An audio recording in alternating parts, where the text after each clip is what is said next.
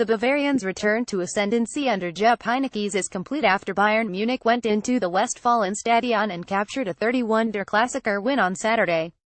More cherries out of drop zone. Dortmund had more shot attempts than its visitors, but shot attempts don't accumulate points on the table, and BVB finds itself third in the Bundesliga. Video Borussia Dortmund 13 Bayern Munich. Arjen Robben and Robert Lewandowski scored first-half goals to put Peter Bosc under plenty of pressure in front of that great yellow wall. David Alaba made it 67th minute, and the idea of a title race in Germany is already feeling a bit like a dream. There's silver lining for American fans, as Christian Pulisic nutmegged Robben en route to Bayern's lone goal, an 88th minute wonder from ex-Barcelona centre-back Marc Bartra.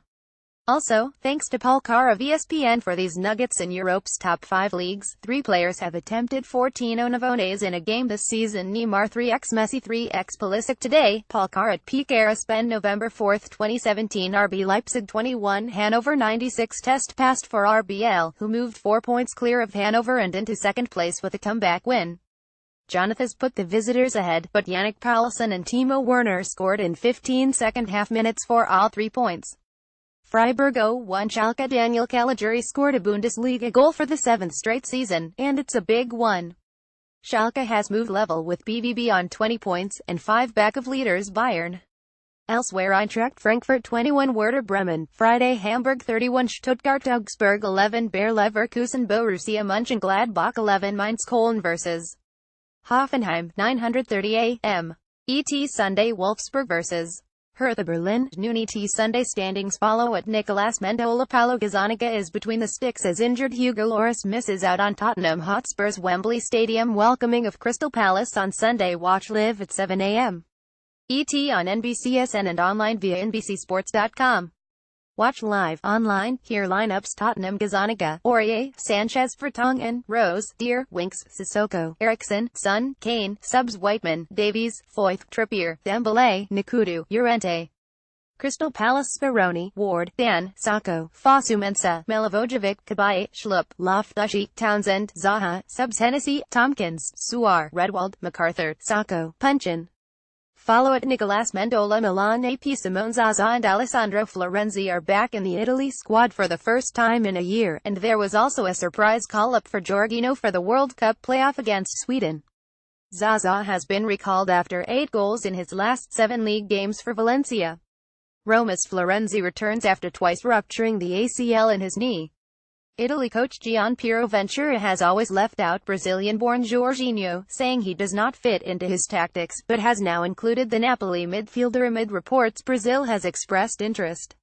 Italy travels to Stockholm for the first leg on Friday and hosts Sweden at San Siro in the decider 3 days later. Andrea Bellotti, Marco Verratti and Daniele De Rossi returned from injury.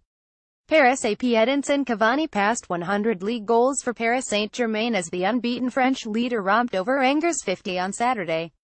PSG's other goals came from teen star Kylian Mbappe, with 2, and Germany winger Julian Draxler in a contest that showed PSG's attacking might, even without Neymar. Neymar's countryman, Dani Alves, set up Mbappe in the 5th minute and Draxler in the 14th. Mbappe's clever back heel allowed Cavani to sweep in his 100th league goal for the club in the 30th. Draxler set up Cavani for the 4th goal and his 101st in just 144 games, with a pass from the right following a quick PSG counterattack an hour in. The typically hard-working Cavani started the move by winning the ball deep inside his own half. PSG's 5th of a demoralizing day for Angers at home came from Mbappe following another break from inside PSG's half. Substitute Lucas played Mbappe clean through, and the 18-year-old France international sprinted clear and round the goalkeeper. Perhaps I hadn't prepared the players well enough mentally for this match, and that's my fault, Angers coach Stéphane Moulin said. We gave them it on a plate. PSG has 39 goals in 12 league games, which is great for the forwards but not much fun for goalkeeper Alphonse Areola. We worked very hard today and we managed to develop our game on a difficult pitch, Areola said. Cavani is magnificent and we're happy when he's in this kind of form. Well, keep pushing him. PSG remains 4 points ahead of second-place Monaco, which went one better than PSG with a 60-home win against Guingamp. Monaco's forward line was missing 13-goal top scorer Radamel Falcao, who was injured for the 3rd game running, but it made no difference. Argentine striker Guido Carrillo and Mali midfielder Adama Traoré got 2 goals each, while Senegal striker Balde Keita and Brazilian midfielder Fabinho, with a penalty, grabbed the other goals. Claudio Ranieri's Nantes climbed up to third place with a 21-home win against mid-table Toulouse. Nantes, which is nicknamed Canaries because of its bright yellow strip, scored through midfielder Adrien Thomasson and striker Emiliano Sala. Ranieri, who led unheralded Leicester to the English Premier League title in 2016, took charge of Nantes this season and his side sits 5 points behind Monaco. 3 keys to Sunday's 3 decisive second-leg matchups in the 2017 MLS Cup Playoffs Conference semi-finals. More previewing Sunday's second legs, from Toronto and NYC, to PDX Toronto FC 2 vs 1 New York Red Bulls, 3 p.m. ET with a 21 lead, and a pair of away goals, heading into Sunday's second leg at home. TFC's key to advancing is quite obvious. While anything but simple, the numbers advantage must translate to a territorial advantage against Bradley Wright Phillips and Daniel Royer.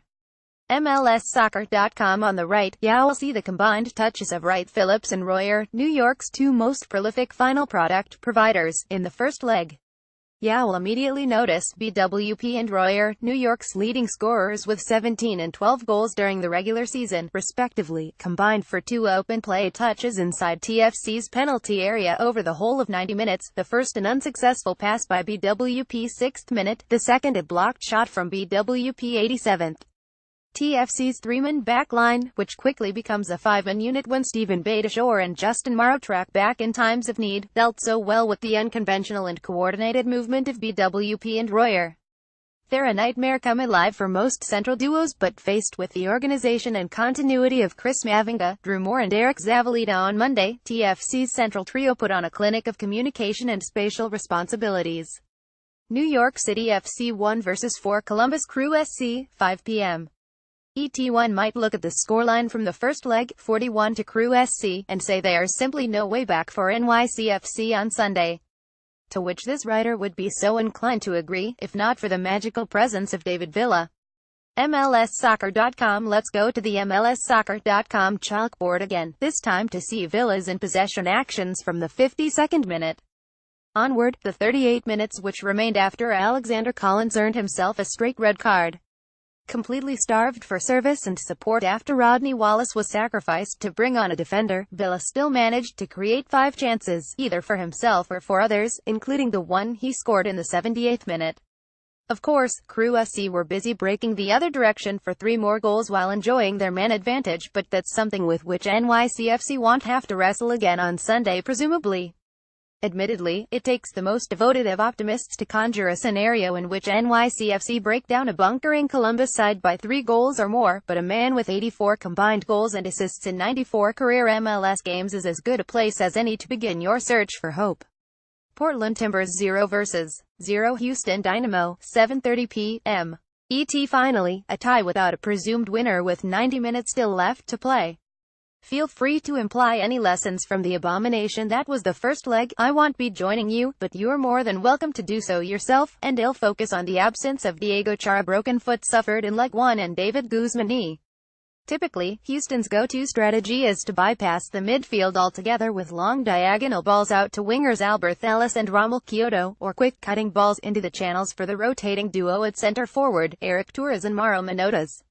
With Chara out for the rest of the season and Guzman's status uncertain at this point, the tactical tweaks applied by Houston manager Wilmer Cabrera will almost certainly determine the outcome of Leg 2. A continued refusal to deviate from Plan A would be the most welcome of sights for Portland's eyes. Quickly bypassing the middle third of the field, where Caleb Porter's side was once so strong but now so depleted, wouldn't be all too different from refusing to shoot against a team playing without a goalkeeper. If Houston can work a bit of possession in the middle third and entice Amobi Okugo and or Zarek Valentin to abandon the space just in front of the backline, space and chances will undoubtedly open up against a Timbers defense which only ever looked competent when shielded by Chara and Guzman. Follow @AndyTheMLS.